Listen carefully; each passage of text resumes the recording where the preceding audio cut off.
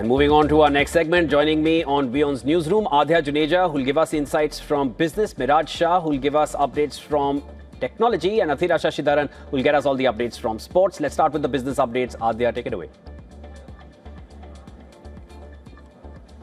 Well, thank you, Shivan. After surging to levels not seen before, precious metals are taking a breather. Gold and silver pulled back on profit booking after hitting record highs.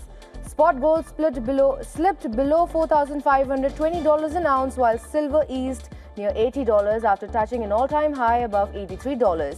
The pause comes as optimism over possible Ukraine peace talks reduced immediate safe haven demand.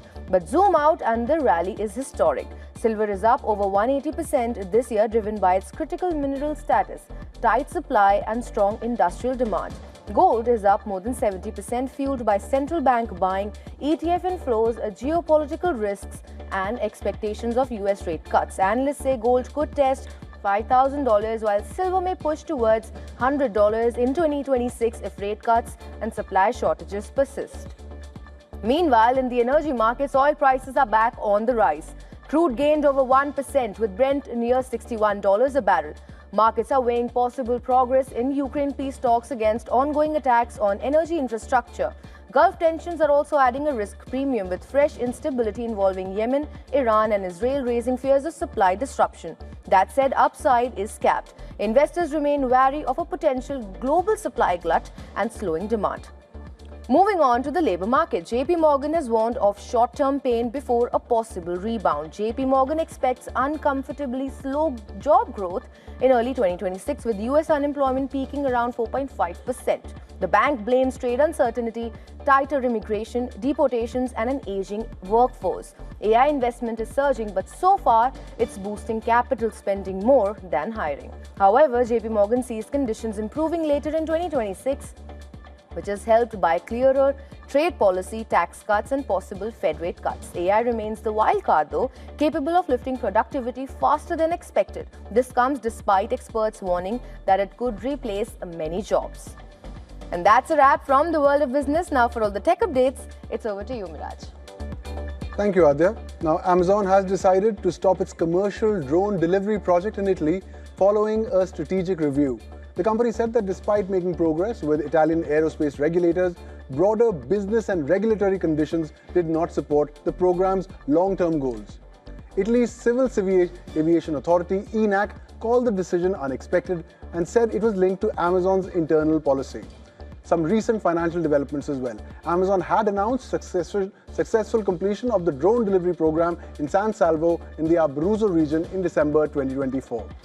South Korean e-commerce company Coupang has announced a compensation package of $1.18 billion to 33.7 million account holders who were affected by a massive data leak in November. Coupang announced that it will issue vouchers worth about $35 to every user. These can be redeemed against various services offered by the platform.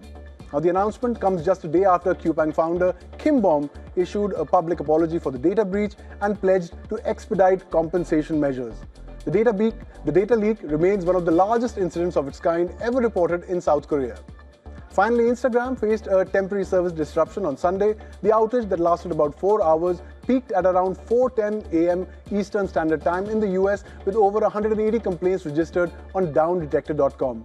The most common issues reported by users included problems with accessing the Instagram app, login-related issues, and an inability to access the feed on the platform services. Services have since been restored.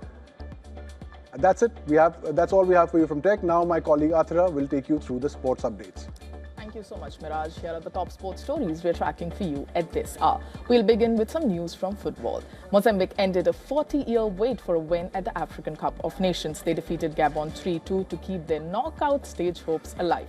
The victory snapped their run of 16 straight winless matches at the tournament finals. Mozambique had managed 4 draws in their previous 16 African Cup of Nations matches, and they have never been past the group stages.